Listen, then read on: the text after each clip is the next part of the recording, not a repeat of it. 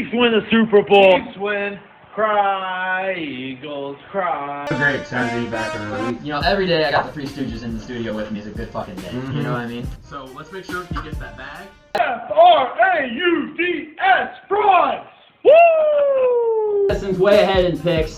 That's all that you need to fucking know. Show's ruined. Show's over. We're going home. I would like to welcome you back to another page of the Playbook Sports Podcast. What's going on, everybody? Welcome back to the Playbook Sports Podcast, where we've got a full meeting of the brightest young sports minds in the industry. We've got Diarrhea Boy Opal. We've got Seeps. We've got Todd Sage. Bron. We are ready to get it rolling. And I only say that Addison, because my new thing I'm doing is we've been doing this show for 6 months, right? And we've got a decent little following going here. And I want our people that are watching us just to get to know us a little bit better. And I think the best way to know somebody, I think the best way to build trust with somebody is to tell them like the most embarrassing thing that's happened to you. And so I'm going to go first with that. And this one's like within the last year and a half. This was New Year's Eve, 2021 going into 2022. So a year and like 2 months ago. And I don't think I've told any of you guys this story. So I am a traveling nurse, right? I worked in Springfield for a period of time for about 10 months, and I had to drive from, Peoria to Springfield. And, I'd wake up, have my morning coffee on the way there. By the time I got to the hospital, I needed to find a bathroom, right? Yeah. That's what coffee does to you. So one day I'm driving to work and I'm like, all right, I'm feeling things start happening. I'm real close. I just passed the 1 mile to my exit sign. Oh my. And I look down at my clock to see what time it was, and I look up, and all I see in front of me is just taillights everywhere. Taillights. There was some sort of accident. I come to a standstill stop on the highway. Oh. It's like 5 till 6. I've got plenty of time. Like, that's okay. Like, I got 30 minutes to get to work. No big. But I called work, let them know what's going on. 6:30 rolls around. Haven't moved an inch. Stuck. And I'm like, okay, my body knows it's about pooping time. It's about that time. 7 o'clock rolls around. Have not moved. Stuck. So now I'm in panic mode. I'm trying to figure out the situation. What can I do? So I look to my right. Can I get out of my car and run off the highway, take care of business? No, I'm in the middle lane. I'm in the middle lane of a 3-lane highway. There's a barbed wire fence to my right. Oh my. The other side of the highway on my left. I got nowhere to go. So I start to come to the realization that this is going to have to happen in the car. There's just no way around it. And I'm like, okay, maybe we'll get moving soon and it'll be okay. 7:30 rolls around. Have not moved. I am stuck. So now I'm looking at my car. What can I shit in? I gotta go. And there is nothing in my car. The only thing I have is my work backpack that I take to work with me every single day. It's the backpack I've had since high school. Oh. At this point, I'm sweating, right? Holding this in. Yeah. I take my work backpack out of the back of my car, unzip it, dump it all out, right? Yeah. And I'm like, okay, I can't have, there's a family with children in the car next to me. I can't have them watch me do this. I can't. So I take off my shirt, roll my window down a little bit, hang my shirt up over the window and close the window just for a little bit of privacy because they're all looking at me. Yeah. They're all looking at me. And so I'm like, all right, this is going to happen. Like, it is what it is. So I open up my backpack. I kind of raise up in my seat, put my backpack underneath my ass and try to sit in it and just power out a quick dump. And this wasn't a nice log or anything. This was messy. Oh. What I didn't know is when I sat down, I accidentally folded the front of the backpack over the hole. Oh. When I tell you guys, I shit all over myself in my front seat of my car. No.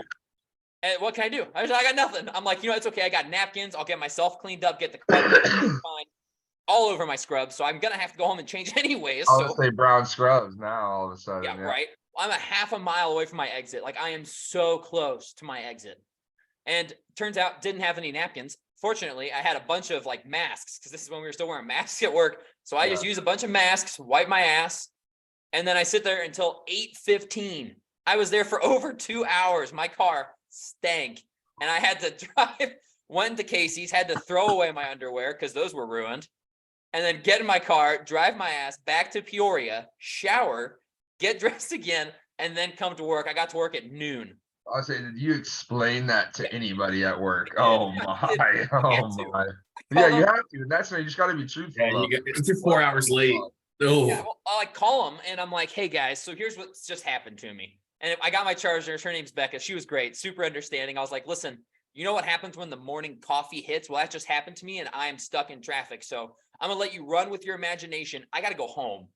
Drove an Oh. hour and a half home after I just drove an hour and a half to work, changed, showered, and had to drive back to work. And it was horrible. And then I had to work for 7 hours at work still, and knowing what I just had to do in my own car. That's absolute insanity, man. That is absolute insanity. And you, my friend, have balls to tell that story. I mean, what am I going to do? Like, think about it. What could I have done differently? So now I've got a bucket in my trunk along with towels, Nice. emergency underwear. At What that are you point, it's a must, though. You Yeah. have to. 'Cause you never know. You've been No. put in that scenario, so now you know it exists, Yep, and you Yep. can adapt and react, just like Yep. some of these teams do in the NFL. that's right. But yeah, that is like probably one of the worst things that's happened to me. I'm sure I could think of others, but like that situation, like I was stuck. I had nothing Here's I our could do. last, and hope we forget about this in a month, baby. Yeah, we got to drive to Kansas City in a month from today, pretty much. And I'm 10 out of 10 excited for that. Like, I am Yeah, I can't wait. absolutely over the moon excited for this NFL draft and get to be there in person, Yeah, doing a bunch of content on there. It's going to be lit. agreed. But now all three of you have to come up with a fun story like that, where something rough happened to Oh, tell Lord. for our next video here. I'll get the ball rolling, let everybody hear and enjoy that one. Let that one marinate. But I want our fans to get to know us a little bit better. And I figure with how many people I know personally that watch our videos and from work and everything, and this will be posted on all the socials, this one will get some traction. And it's just, you know, what else could I have done? I was stuck. Rocking a hard place, you know. I think you did everything you possibly could, you know. I I mean, did you tried your best. I mean, it's just tough with the flat down. Maybe it could have been a better situation, but That was still, the killer. I think And if I that's could the have thing. executed the plan better, it would have worked fine. I mean, It's just unlucky. not easy in a car to get into a nice position for that. So it's just a tough situation to be in. I mean, what are And you it's gonna like, do? Can't I hop wa- out and do it on the highway, but you just can't. right. What are you gonna do? I was a half a mile from my exit. Turns out a semi had flipped over in front of my exit and Oh my across all God. 3 lanes of the highway. Like I was so close, you guys. I was so close to freedom. And What are you instead, gonna do? What are you gonna do? I don't even know what to say, man. I don't even like. It's I'm just like- speechless. Yeah, There's I nothing to know. say except, hey, got to see some stun cold silence over there. Yeah. I will say nothing worse than being in the car and having to go to the bathroom. Like Oh, on yeah. a much more mild example of that was last week, Wade and I went to Double A's lunch buffet. Fantastic, by the way. Fully recommend for anybody in the Peoria area. But even just driving like the 12-minute drive home, it was like, oh no. Like I pulled out of my parking spot and I was like, I might go right back in the restaurant before I leave. Yeah. But that'd be ridiculous. I got home, and like maybe 5 minutes up the road, I still had like 7-8 minutes. Had to still park my car. Had to still unlock the door to get in. Go up the stairs, and I'm just like, oh my god, I think I'm gonna shit my pants. My pants. Thankfully, I did not. But I was like bent at the knees, waddling inside from my car, just praying going up the stairs wasn't extending my leg long enough to somehow clinch. And Have a yeah. little bit of leakage. So there's nothing worse than being in the car and being trapped. And there was a study I actually read right before that. I read it, and it was a study about rats. And these scientists put a rat in like a cup of water, and after like 2 minutes of treading water, the rats would give up and sink and essentially drown. And then they'd get rescued, and the people would dry them off, give them a minute, give them a drink, let them rest, and put them back in the water. And then they would swim for hours because they thought, I'm going to get rescued. Like the end is near. For me, there was no end in sight. I was stuck. I was the rat in the water. All I could do was tread water, and there's nothing coming for me.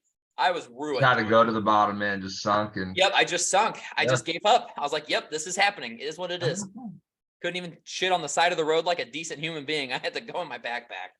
So yeah, oh, And I big guess in question, my question situation- though, do you still have the backpack? no. I hope that was that's awesome. just absolutely gone immediately as soon as possible. Yep, I got home and threw it in the dump immediately. Dumping the dump. Heard about your situation, Nate, that differs from my situation I kind of gave was, and that's not obviously my embarrassing. I got a lot of embarrassing stories to Oh, get yeah. out. But at least in my situation, I knew like, okay, 12 minutes, I'll be on a toilet. Where in your situation, you're like, You're there 2 hours. Yeah, You don't- I was there. Yeah. You don't know how long you're going to be there, so that's tough. So I would be- stopped drinking coffee on the way to Car, work. I would be out of my car walking like through traffic, being like, "Listen, guys, I've got to go."